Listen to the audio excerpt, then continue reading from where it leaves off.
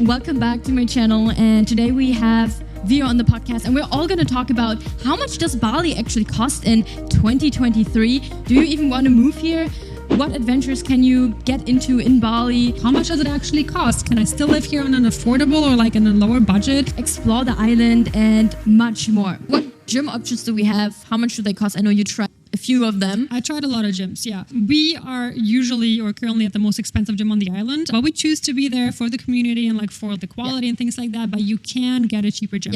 I would say the cheapest gyms are probably like $500K a month, which is like $35-ish. So that's like, it's not. And they're still nice? They're not going to be the nicest gyms, but you have equipment, you can do your workout. Like if you're just about, I just want to get my workout in and leave like the gym, that's fine. Like actually, I know for a fact, like they're like super nice fitness chains around here. Anytime Fitness, I think, and another one, Planet Fitness. Fitness, yeah. They're like two big gym chains here, and they're amazing. Like they're so clean. They're literally like in the West.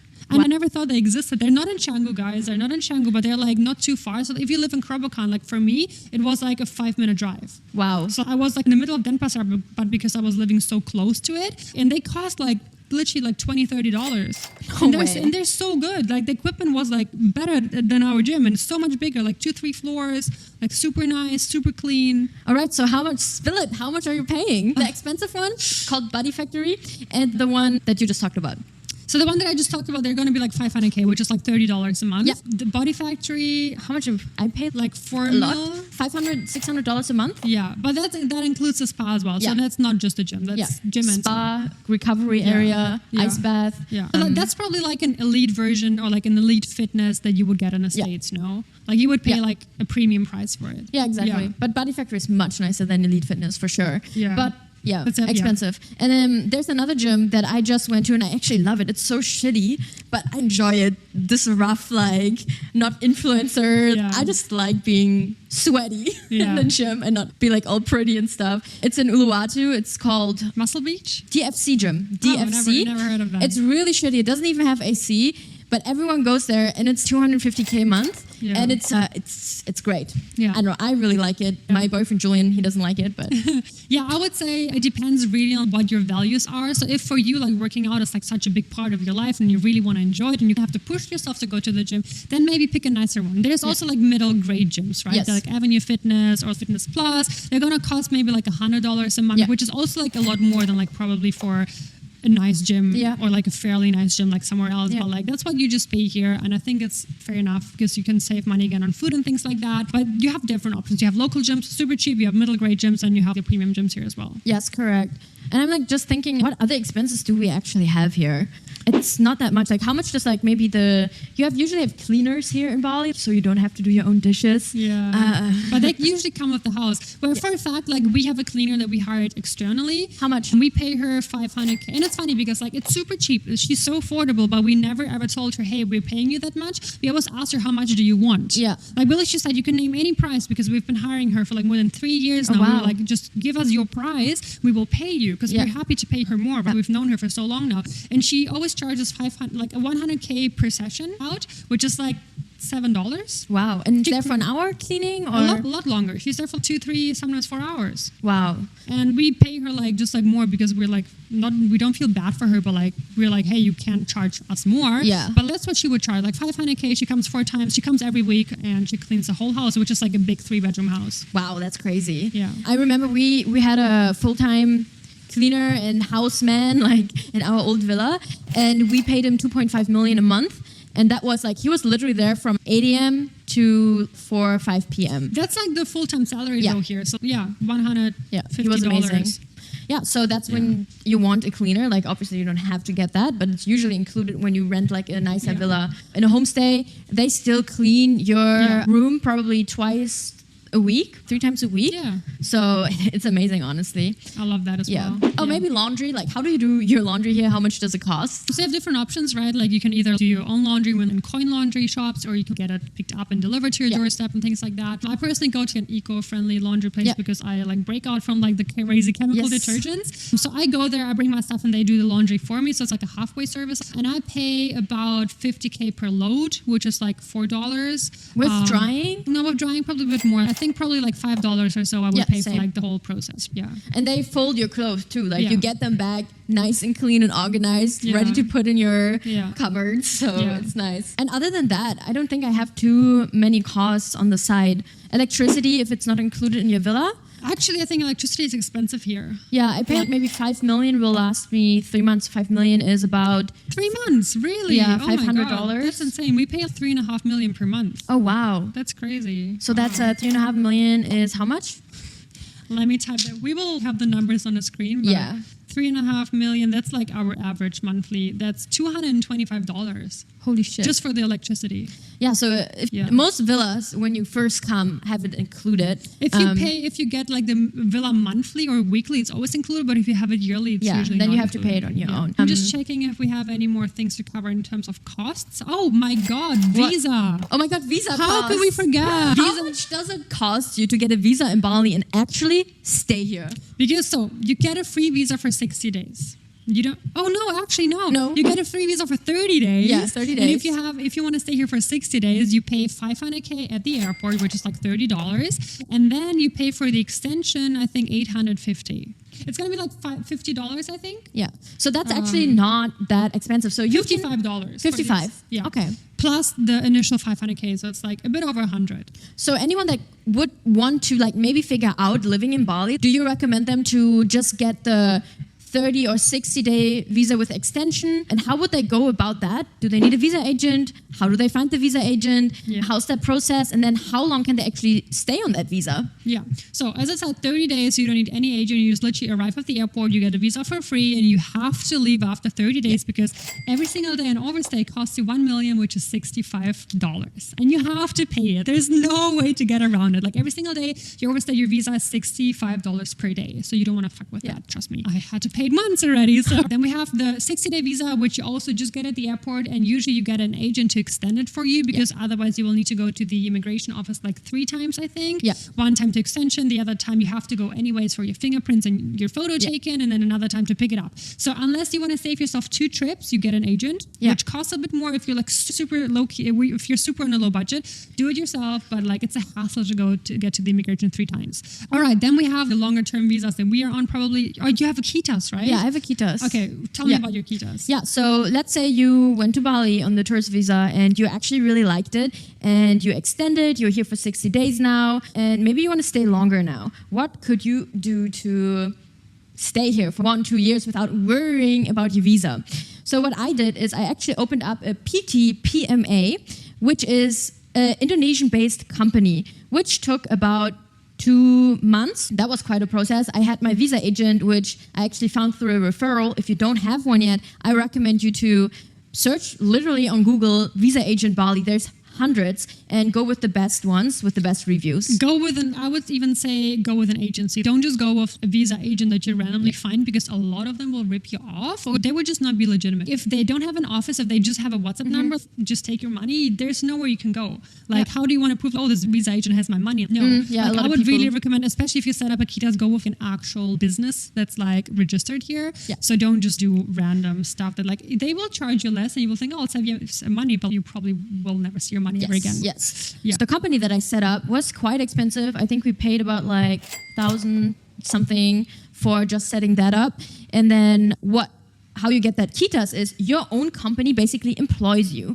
So now I have a KITAS through my sponsor, which is my company, and that cost me another like 1,000. So I think in the end it was like between 2,000, 2,500 to set that up. Now I'm good for the next 2 years. So I don't have to go anywhere, do anything. But it's quite a process, but probably not as complicated as I personally thought when I first started. It's just ask for it, right? You're like, hey, what can I do? Can I get a KITAS? How do I get that KITAS?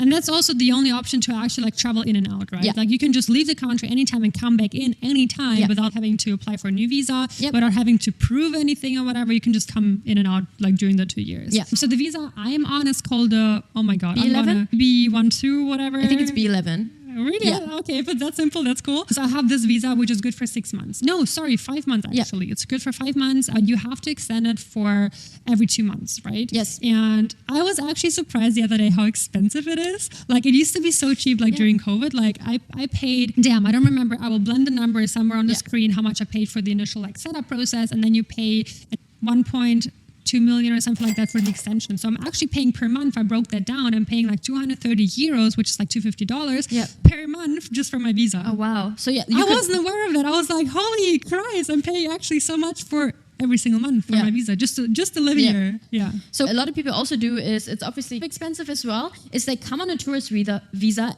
with the option to extend. So they stay for 60 days, then they leave to like Kuala Lumpur in Malaysia, which is like a $120 flight, go out of the country and come back on the tourist visa again. And we call it visa runs here. Not legal, but just do them anyways. But I actually calculated, because I compared them to, because I was like, you know what, I don't mind going like abroad for a few days, and I calculated that. Stress. And it would have been the same amount of money. I would have saved like with the tourist visa maybe like $100. Yeah. But I was like, the $100 I'm gonna save are not gonna be worth for me to like travel, because I get out of my routine. I'm not as productive. It's like probably a week or so. I can't go to my gym and things like that. So I was like, no. And I'm paying like rent in Bali anyways, right? Additionally, I have to book like a hotel and things like that. So I was like, even though I'm saying like maybe 50 quid, like for me personally, it's not worth it, because I just much rather stay here. But that's an option if you really just want to save as much money as possible. Do the 60 days and go in and out, and then maybe even sleep at the airport. Yeah, that's right. I actually just remembered, completely different than like visas, but like beauty routine, like how much does it cost? I just had a friend come here and just, I don't know how to live here. Like, how do I get all my skincare stuff? And girls really care about this. I don't know if you boys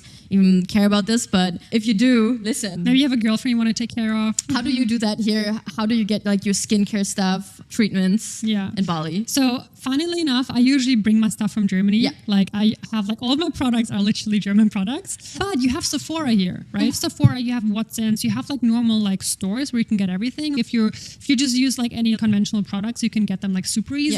But I think also like Sephora, or you actually have what's it called, Botanicals? Yeah, something like that's like an organic skincare brand here. Yeah. So you can definitely get like organic and also like normal products out here easily, I think. Yeah. 100%. And then since you bring it from Germany, you obviously don't have any costs here. For me, I actually only use products from The Ordinary, which you can order super easily here with the app called Shopee. It's basically the Indonesian Amazon. And I highly recommend it. I get all my skincare from there. It takes 3 to 7 days to just deliver. They have everything there. Hyaluronic acid, anything you need, literally. Yeah. And then skincare treatments. Actually, I do a lot of laser, all of the stuff that girls want to do that usually costs like 2,000, 1,000. Over here, it's like literally 50, $100. And that's what I really love about here, because you can stay young and beautiful for much longer for cheaper. And you can get like cheap massages, cheap treatments, like a lot of things that you can like, or like your nails, like we pay like literally like how much? We go to the same $5. Like literally $5 for our nails. It's crazy. Like you definitely save a lot of money on like certain treatment. And I love that. I love that. I love just like going to a massage without being like, oh my God, it's going to be like $100. Yeah. No, it's just going to be like cheap price. Exactly. And it's still good. Yeah. What other expenses are there? Traveling maybe inter-island.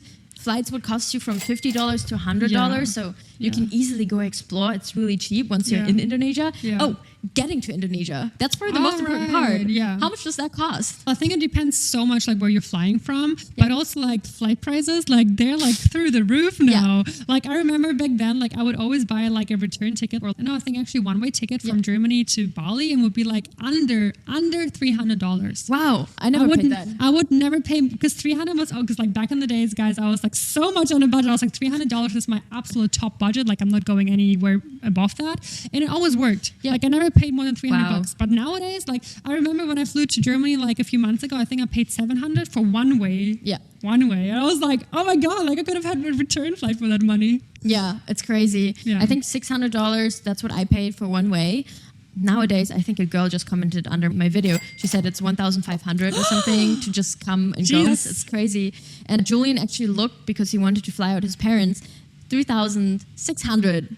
But December again, right? December, like December is the most expensive month to travel and come here. Maybe 1,000 now, like 1,500 on average. Return. So what do you do when you're broke and you want to come here and you have this big expense? It's like the biggest expense that you have coming to Bali. Easy. Yeah. Get a part-time job for 1.5 months, work your ass off, get that money together and come. Yeah. Because after that, you will thank us later. Trust me. Yeah.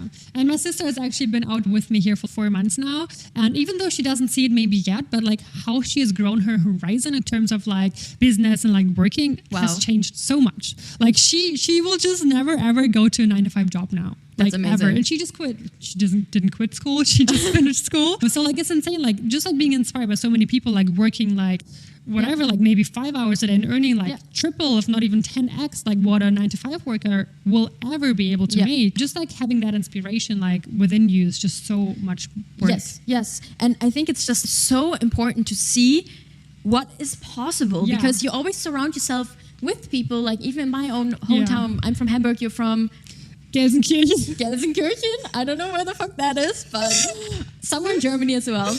And then around us was just like 9-to-5. I didn't even know that making money like this is possible until I came here and met the right people. The same goes for me. Like I even remember like when I came like to Bali the first time and I realized like everyone has been here for like years and I was like, how do they survive here? Because like I was living off my expenses. I was traveling and living off 100% of my expenses, my savings. And I was like, how the hell are people like still traveling off their savings? And then I figured out, I was like, oh my God, they're working, but like they're working all online and they have all like different jobs and like the variety like never ends. There's so much you can do because like people think, at least I always thought, you have to be an influencer to make money online because that's the only thing I saw. That's what I thought too. But most influencers are really broke. Yeah, I thought literally, I was like, oh my God, I have to be like an influencer with 200K to make a living, but like fuck that. Honestly, like there, like it starts from like e-commerce and ends at anything. Really. Yeah. So much that you can do. Like no matter what your passions are, no matter what your skills are, like you can learn it here within months and start a whole new company from scratch. Yeah. Actually, there's one more thing because I just get this question all the time. Like, where do I look for housing? Oh, like we didn't cover that, but good. like I get this question all the time. So when I would say if you come here for a short stay for a week or like maybe up to a month, I would say look on Airbnb. Like Airbnb, like short-term rentals, it is going to be expensive, especially now. But I think that's actually a good way to live somewhere and then look for a longer-term stay because that's so much better than on the island itself. Because I would not ever in Bali rent something long-term without visiting it before. Yes. So many villas have pictures from 10 years ago when a villa was built and you go there and it looks entirely different. So you want to make sure that you actually go visit it yourself or have someone visit it for you to make sure it actually is still livable because oftentimes it's not the case anymore. Not oftentimes, but sometimes it happens.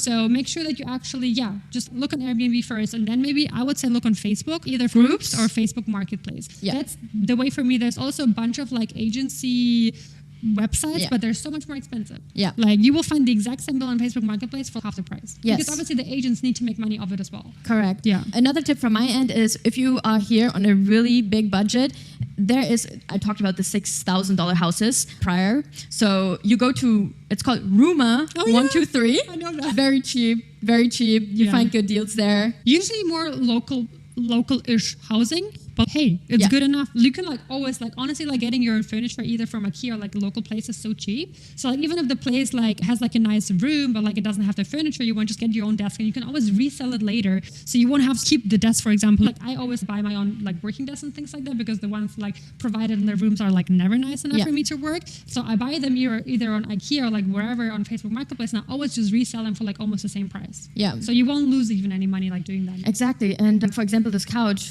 cost me $250. It's like super nice. It's really nice couch, I can confirm.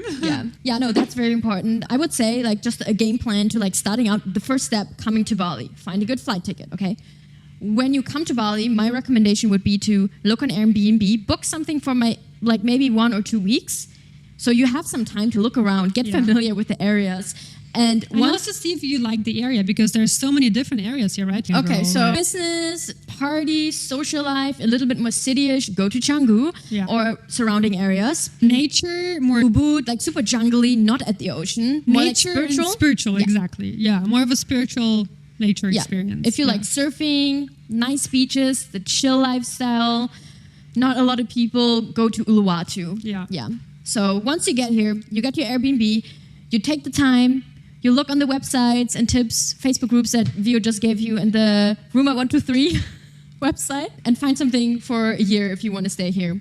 And if not, the other suggestion is to like literally just walk from homestay to homestay and ask, hey, do you have a room for long term, like for a month? That's how you get the better deals. I think that's the only way to get like a super cheap deal nowadays, because like online, people just know someone will book it eventually. And if you ask them in person, they will have so many rooms free. And if you're like just being nice to them and they just meet you in person, they will like so much more likely give you like a super local price actually. Especially if you're looking for a homestay, I would say door to door is the best way. Yeah. And there's so many homestays that don't advertise themselves. They literally don't know how to. They don't know how to use Facebook, or they don't have any pictures or whatever. So they literally don't even advertise themselves. That's the best way to find a cheap homestay. Because 100%. A lot of people ask me like, hey, I'm looking for a cheap homestay. I'm to find. I'm like, yeah, have you been on the island and looked in person yet? They're like, no, I'm looking at Airbnb. I'm like, yeah, they're not on Airbnb. You won't find them there. Exactly. And then my friend actually just came from Hawaii and didn't have a place. He arrived. So when he arrived, he just literally went straight to Uluwatu, walked into 5 homestays. All of them were booked. One of them was free. So he asked, hey, can I get this room for a month? And he pulled out, I think, how much did you pay? Like $400 a month. That's really cheap for right now. And they're like, oh yeah, perfect. Because like he just had the money. So that's another hack. I feel like that's really important to understand like the local mentality in terms of money here. Like they want to make short money. Yeah. Not short money. Like they want to make quick money. Fast. Quick and fast money. They don't really think about the long term. Like as soon as they see money, oh yeah, I'm taking it now, I want it now. They don't really think about, what's going to be with the business in 5 years. Like they don't have that kind of long term thinking when it comes to business. So as soon as you literally that's how I bargain. Like whenever I like buy something, I'm just like, here, you want the money now or not? And as soon as they see, okay, whatever, I'm taking it. Yeah, exactly. That's in terms of like how they think with money. So that's our best tips. If you have any more questions, I'm sure you do. Comment. Right? We want to see your comments. What questions do you have? We are happy to record. There's so many other topics that we can talk about. Adventures, costs of going everywhere. Waterfalls. Partying. Anything. Even though we don't really do much of that anymore. But happily to ask any more questions. I'm sure you do have a lot of questions that we don't even think of because we've been here for freaking more than 3 years now. But shoot us anything. Exactly. And if you enjoyed this podcast and if you love this woman in front of me, Violetta, and you are into fitness and health, go give her a subscribe. And maybe you like me as well. I'm more... maybe you like me. We'll see. I'm more into business and scaling, marketing, sales, all of that stuff. So if you like that as well, maybe you want to come have a look and learn a little bit more. Have a good one, guys. Peace.